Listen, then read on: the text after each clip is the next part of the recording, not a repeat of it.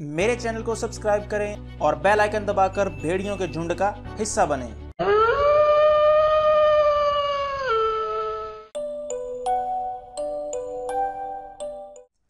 Last video में Batman ने John Constantine और हेल के एक डीमन के साथ मिलकर सुपरमैन को एक लंबी नींद के लिए सुला दिया। यानी मैडम ज़ैनाडू की पेशन गोई के मुताबिक अभी तक एक मरा हुआ आदमी मर गया है और एक मरा हुआ आदमी दोबारा उठ खड़ा हुआ है। यानी कि डेडमैन मर चुका है और उसकी जगह नाइटविंग ने ले ली है और बादशाह सो चुका है और अब मलका के जागने का वक्त आ गया है। बैटमैन सोचता है कि वो जीत गया। क्या वो वाकई जीत गया या यह सिर्फ उसकी खुशफहमी है? आज हमारी कहानी बहुत अहम मोड़ लेने वाली है, तो कहीं मत जाएं और वीडियो को पूरा देखें और जिन्होंने अभी तक सब्सक्राइब नहीं किया वो लाजमी करें।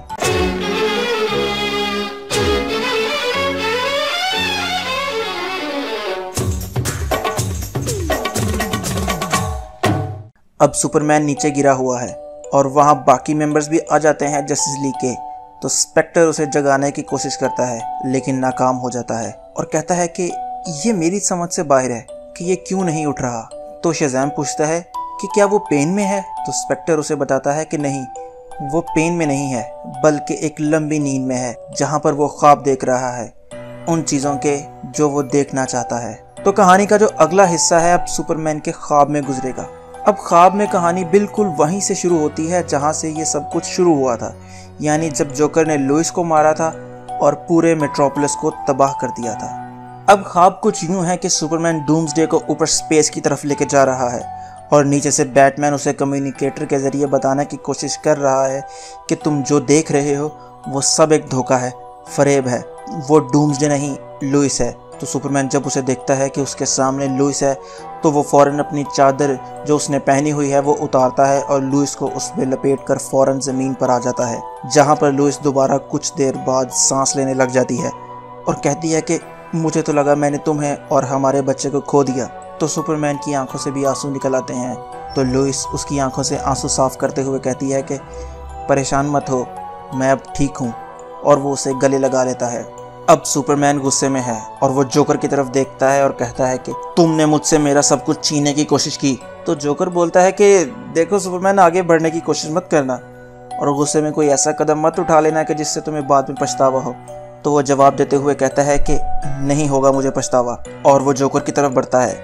लेकिन दरमियान में बैटमैन आकर उसे रोकता है और सुपरमैन कहता है कि ब्रूस तुम पीछे हो जाओ। जोकर जब ब्रूस का नाम सुनता है तो वो खुश होता है क्योंकि उसे नहीं पता था कि इस मास्क के अंदर ब्रूस वेन है।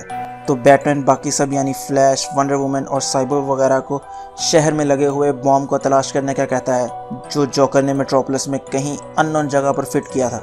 और वो सुपरमैन को कहता है कि तुम लुइस को संभालो, मैं जोकर को देखता हूँ। तो सुपरमैन गुस्से में कहता है जिस तरह तुम हर दफ़ा इसका बंदोबस्त करते हो, मुझे लगता है आज भी तुम इसका वैसा ही बंदोबस्त करोगे। तो ब्रूस उसे यकीन दिलाता है कि आज के बाद जोकर कभी भी तुम्हें या किसी और को परेशान नहीं करेगा और ये मेरा तुमसे वादा है।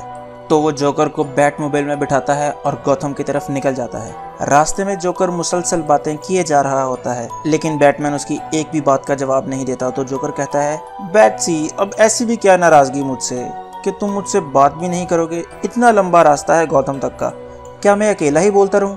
चलो तुम मुझसे इतना ही पूछ लो कि मैंने बॉम्ब कहाँ फिट किया है। तो बैटमैन जवाब देता है कि वो तो जस्टिस लीग ढूंढ ही लेगी। तो जोकर कहता है कि चलो मत बोलो मुझसे, मगर मुझे पता है कि तुम्हारा भी मेरे बगैर गुजारा नहीं है। अगर मैं कोई जुर्म करता हूँ तो वो किसके लिए करता हूँ? सिर्फ तुम्हारे लिए, ताकि तुम मुझे आकर पकड़ो और दोबारा जेल में बंद कर दो और मैं वहां से निकलूं, फिर जुर्म करूं और फिर तुम मुझे पकड़ो। ये तो हमारा एक छोटा सा खेल है, तुम ही तो मेरे चेहरे पर खुशी की वजह हो। तो क्या हुआ, मैंने इस दफा तुम्हारे दोस्तों के साथ थोड़ा सा मजाक कर लिया, चलो अब मैं नहीं करूंगा उनके साथ मजाक। लेकिन जब उनका बच्चा पैदा होगा और वो बड़ा होगा तो तब उसके साथ में। उसका ये जुमला पूरा होने से पहले ही बैटमैन उसकी गर्दन मरोड़ता है और जोकर का काम तमाम कर देता है और वो अपनी गाड़ी को गॉथम पुलिस स्टेशन के सामने लाकर रोकता है और अपना मास्क उतार कर कमिश्नर को कहता है कि मुझे एक कत्ल की रिपोर्ट जमा करवानी है। अब लुइस हॉस्पिटल में है और सुपरमैन के घर एक बच्ची की पैदाइश हुई है जिस पर वो दोनों बहुत खुश होते हैं। और दूसरी तरफ ब्रूस जेल में है जो अपने जुर्म की सज़ा काट रहा है, जहाँ पर उससे सुपरमैन मुलाकात करने के लिए आता है। अब सुपरमैन शीशे के एक तरफ है और दूसरी तरफ ब्रूस बैठा है और सुपरमैन उसे कहता है कि मेरे पास एक न्यूज़ है तुम्हारे लिए। तो बैटमैन फट से कहता है कि बेटी पैदा हुई है ना, तुम्हें कैसे पता लग जाती है हर चीज़ पहले ही। तो सुपरमैन उससे पूछता है कि तुमने ऐसा क्यों किया, तुमने अपने असूलों को क्यों तोड़ा, क्यों मारा तुमने जोकर को।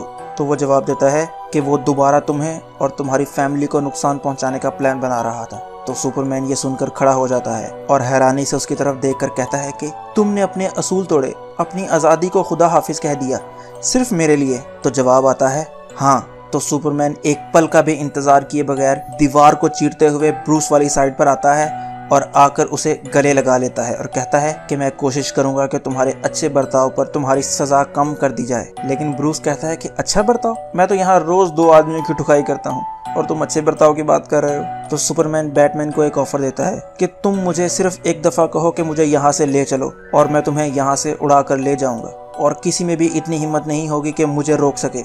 लेकिन बैटमैन इस ऑफर को लेने से पूरी तरह इनकार करता है और कहता है कि मैंने जुर्म किया है, मुझे इसकी सज़ा भुगतना होगी क्योंकि मैं कानून से ऊपर नहीं हूँ, मैं अपनी सज़ा पूरी करके बाइज़्ज़त बरी होऊंगा। तो सुपरमैन उसे वहाँ छोड़कर वहाँ से चला जाता है। अब उन्होंने अपनी बेटी का नाम लारा लेन केंट रखा है, जिसे रात को सुपरमैन चुप करवाने की कोशिश कर रहा है। तो लुइस कहती है कि तुम एक पूरी बिल्डिंग को एक हाथ से गिरा सकते हो, लेकिन एक बच्ची चुप नहीं करा सकती। लानत है तुम्हारे मैन ऑफ स्टील होने पर। अब आहिस्ता आहिस्ता उनकी बेटी बड़ी हो रही है और वो हमें दिखाते हैं कि जब उसने अपना पहला लफ्ज़ बोला, जब उसने अपना पहला कदम उठाया, जब उसने पहली दफ़ा उड़ना सीखा और जब उसे अपनी पावर्स का एहसास होता है। अब उसकी बेटी बड़ी हो चुकी है और वो भी सूट पहनकर सुपरमैन के साथ मिलकर जुर्म के खिलाफ लड़ रही है। अब आप लोगों को एक बात पर गौर करना है कि यहाँ से हमें पता लगता है कि जोकर डीसी का कितना बड़ा विलन है। ये तो सिर्फ एक ख्वाब है ना, अगर आप रियलिटी में देखें तो उसके सिर्फ एक प्लान की वजह से कितनी तबाही हुई और सुपरमैन वहशी हो गया और उसने सबको डंडा दे दिया और पूरे 5 साल वो डंडा दिए रखा।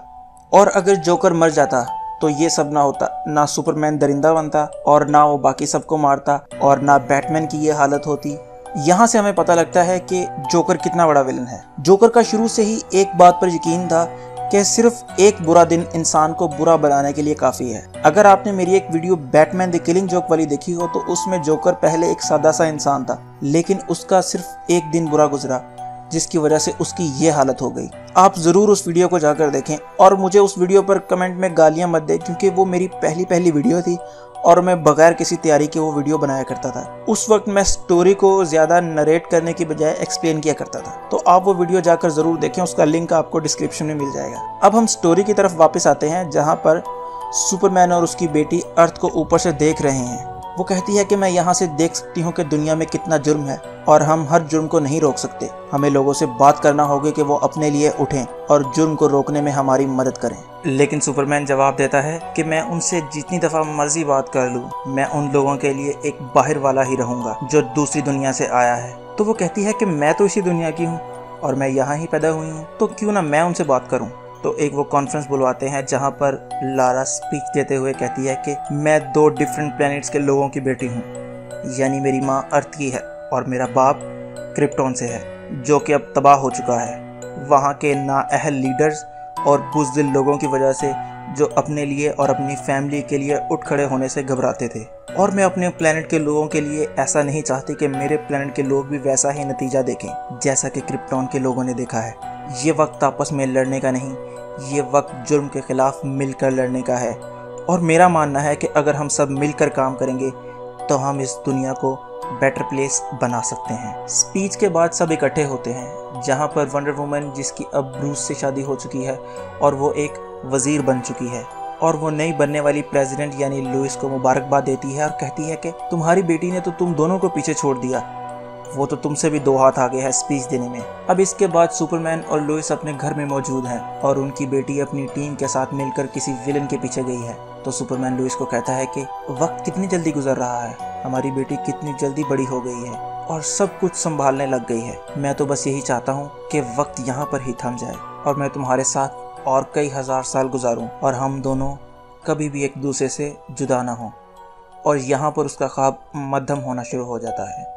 दूसरी तरफ एक और ख्वाब चल रहा है, जिसमें समुद्र के किनारे 2 लोग खड़े हैं और वो सूरज को डूबता हुआ देख रहे हैं। वो दोनों कोई और नहीं डायना और सुपरमैन है, जहाँ पर वो दोनों एक दूसरे के साथ जीने मरने की कस्में खा रहे हैं कि कुछ भी हो जाए, चाहे बैटमैन हमारे खिलाफ हो, पूरी दुनिया हमारे खिलाफ हो, हम एक दूसरे का साथ कभी भी नहीं छोड़ेंगे। क्लार्क कहता है कि मैं हमेशा तुम्हारे साथ रहना चाहता हूँ, और वो भी कहती है कि मैं भी तुम्हें छोड़कर नहीं जाना चाहती कभी भी। और वो दोनों किस करने के लिए एक दूसरे के पास अपने होंठ लाते हैं कि एक आवाज़ आती है, डायना, डायना बेटा उठो, देखो सुबह हो गई, सोती रहोगी तो नाश्ता कौन बनाएगा। तो डायना उठकर कहती है कि शिट, ये ख्वाब था। तो उसकी माँ उसे बताती है कि तुम बहुत लंबी नींद में थी। याद रहे आप लोगों को, जब ग्रीन एरो और कैप्टन एटम को मारा था सुपरमैन ने, तब ये जख्मी हुई थी और बेहोशी की हालत में चली गई थी, और फिर बैटमैन ने कॉन्स्टेंटीन की मदद से इस पर वही पाउडर छिड़का था और वो भी एक लंबी नींद में चली गई थी, जहाँ पर ये भी वही ख्वाब देख रही थी उन चीज़ों के जो ये असली दुनिया में करना चाहती है। तो जब वो उठती है, उसकी माँ बताती है कि तुम ठीक तो हो गई थी कई महीनों पहले, लेकिन फिर भी तुम होश में नहीं आई। तो हमें शक होने लगा कि कहीं तुम पर कोई जादू तो नहीं किया गया। तो एरिस बोलता है कि शक हुआ का मतलब है कि मैंने इन्हें बताया और हमने हेरा की मदद से तुम्हें जगाया। और वो कहती है कि हेरा किसी की मदद ऐसे ही नहीं करती, तो क्या कीमत चुकाई आप लोगों ने मुझे जगाने के लिए। तो उसकी माँ बात को टालते हुए कहती है कि तुम जाग गई हो, यही मेरे लिए काफ़ी है, और वो वहाँ से चली जाती है। तो उसकी माँ के जाने के बाद वो एरिस को दीवार से लगाती है और कहती है कि अगर मेरी माँ को कुछ भी हुआ तो मैं तुम्हें जिंदा नहीं छोड़ूंगी। फिर वो उससे सुपरमैन का पूछती है कि वो कहाँ है। तो वो बताता है कि तुम्हारी गैर मौजूदगी में बहुत कुछ हो गया और बहुत कुछ बदल गया है। दूसरी तरफ डॉक्टर फेट के टावर में बैटमैन सुपरमैन के बाकी साथियों के पास आता है और उन्हें सुपरमैन की खबर सुनाता है कि वो हार गया है। और मैं जानता हूँ कि अब हम लोग दोस्त नहीं रहे, लेकिन हम एक वक्त पर एक ही टीम का हिस्सा थे, और मैं जानता हूँ कि तुम लोगों में अभी भी अच्छाई बाकी है। अपनी गलतियों को मान लेने में और माफ़ी मांग लेने में कोई बुराई नहीं है। अभी भी वक्त है, मेरे साथ आओ, हम दुनिया को बेहतर जगह बना सकते हैं। अभी भी हम मिलकर अच्छे काम कर सकते हैं। तो रॉबिन सबकी तरफ से जवाब देते हुए कहता है कि एल पे चढ़ गए तुम और तुम्हारे असूल, दफा हो जाओ यहाँ से। दूसरी तरफ वंडर वुमन अपना सूट पहनकर हॉल ऑफ जस्टिस आती है एरिस के साथ, जहाँ पर वो आगे हॉल जॉर्डन को येलो सूट में देखकर हैरान होती है और पूछती है कि तुम इस रिंग के साथ क्या कर रहे हो। जब वो अंदर दाखिल होती है तो आगे सुपरमैन लेटा होता है। हॉल जॉर्डन उसे बताने की कोशिश करता है कि तुम्हारे जाने के बाद बहुत कुछ हो गया है, बैटमैन ने कोई मैजिक किया है जिससे ये सो गया है। लेकिन जब डायना की नज़र सुपरमैन के हाथ पर पड़ती है और वो येलो रिंग देखती है तो वो फौरन मुड़कर सिनेस्ट्रो को गर्दन से दबोचती है और कहती है कि क्या किया तुमने इसके साथ। और वो उसकी गर्दन इतनी जोर से दबाती है कि उसका सांस बंद होने लगता है। तो हॉल जॉर्डन बीच में आकर छुड़ाने की कोशिश करता है तो एरिस बीच में आकर हॉल को पीछे फेंकता है और कहता है कि लैंटर्न तुम पीछे हो जाओ, ये तुम्हारी जंग नहीं है। और डायना एरिस को कहती है कि ये तुम्हारी जंग भी नहीं है और मुझे तुम्हारी मदद की जरूरत नहीं है। इतने में सिनेस्ट्रो को मौका मिल जाता है और वो वंडर वुमन पर अटैक करके उसे दूर फेंकता है और कहता है कि ये तुम्हें आखिरी वार्निंग है, अगर तुमने अब मुझे हाथ लगाया तो तुम जिंदा नहीं बचोगी। और उन दोनों के दरमियान एक अच्छी खासी फाइट शुरू हो जाती है और वंडर वुमन सिनेस्ट्रो को जमीन पर गिराकर उस पर मुक्कों की बारिश कर देती है कि तभी एक हाथ पीछे से आकर उसके कंधे पर लगता है। तो वो पीछे मुड़कर उस पर भी अटैक करती है, लेकिन उसके पीछे कोई और नहीं सुपरमैन खड़ा होता है, जिसको एरिस ने जगा दिया था उसी जादू की मदद से जिस तरह उसने वंडर वुमन को जगाया था। तो सुपरमैन वंडर वुमन को ठंडा होने का कहता है और बताता है कि सिनेस्ट्रो को जाने दो, ये मेरे साथ है। और तुम्हारे जाने के बाद, इसका जुमला पूरा होने से पहले ही वंडर वुमन बोलती है, हाँ मुझे पता है कि मेरे जाने के बाद बहुत कुछ हो गया है, सब मुझे यही बता रहे हैं, लेकिन कोई ये नहीं बता रहा कि क्या हुआ। तो वो कहता है कि चलो आओ मेरे साथ ऊपर, मैं बताता हूँ। लेकिन वो कहती है कि एक शर्त पर, पहले तुम मुझे ये रिंग उतार कर दो। तो वो उसे वो रिंग उतार कर देता है और वो उस रिंग को क्रश कर देती है और सुपरमैन के साथ ऊपर चली जाती है। वो ऊपर जाकर उसे ग्रीन लैंटर्न के साथ हुई जंग का बताता है कि किस तरह उसने येलो रिंग पहनी, और उसे एट्रिगॉन वाला वाकया भी बताता है कि किस तरह बैटमैन ने उसके साथ धोखा किया और उसे एक लंबी नींद के लिए सुला दिया। और मुझे वो सब दिखाया जो मैं चाहता था असलियत में। और अब सुपरमैन को और भी गुस्सा था ब्रूस पर, क्योंकि अब उसे पता था कि वो क्या मिस कर रहा है दुनिया में। अगर बैटमैन जोकर को पहली दफा में ही मार देता तो आज उसके पास बीवी भी होती, बेटी भी होती और हर तरफ खुशियां होती। इतनी देर में वहां पर स्पेक्टर आता है और उन्हें बताता है कि उसने सुपरमैन के साथियों का पता लगा लिया है। बैटमैन ने उन्हें डॉक्टर फेट के टावर में रखा है और कहता है कि मैं तो वहां नहीं जा सकता, लेकिन मैं तुम लोगों को वहां पहुंचा सकता हूं। तो कब जाना चाहते हो तुम लोग वहां पर? तो सुपरमैन कहता है अभी के अभी, और वो अपनी टीम को इकट्ठा कर लेता है वहां पर अटैक करने के लिए। दूसरी तरफ टावर में बैटमैन और कॉन्स्टेंटीन प्लान बना रहे हैं कि अब तो सुपरमैन नहीं रहा, लिहाजा अब किस तरह उसकी आर्मी का खात्मा करना है। कि अचानक उनके पीछे से डॉक्टर फेट अपीयर होता है और कॉन्स्टेंटीन फिर से डर जाता है और कहता है कि यार तुम कब दरवाजा इस्तेमाल करना सीखोगे। तो फेट उन्हें बताता है कि सुपरमैन जाग गया है और वो यहाँ हमला करने के लिए आ रहा है अपनी टीम को लेकर। तो बैटमैन पूछता है कि कितना वक्त है हमारे पास, कि तभी टावर की दीवार फटती है और उसके पीछे सुपरमैन और उसकी टीम बैटमैन का बैंड बजाने के लिए खड़ी होती है और यहाँ पर चैप्टर नंबर 16 एंड हो जाता है। तो अगर आपको ये वाली वीडियो पसंद आई हो तो लाइक करें, कमेंट करें और सब्सक्राइब ज़रूर करें। तो खुश रहें, खुश रखें। अल्लाह हाफिज़।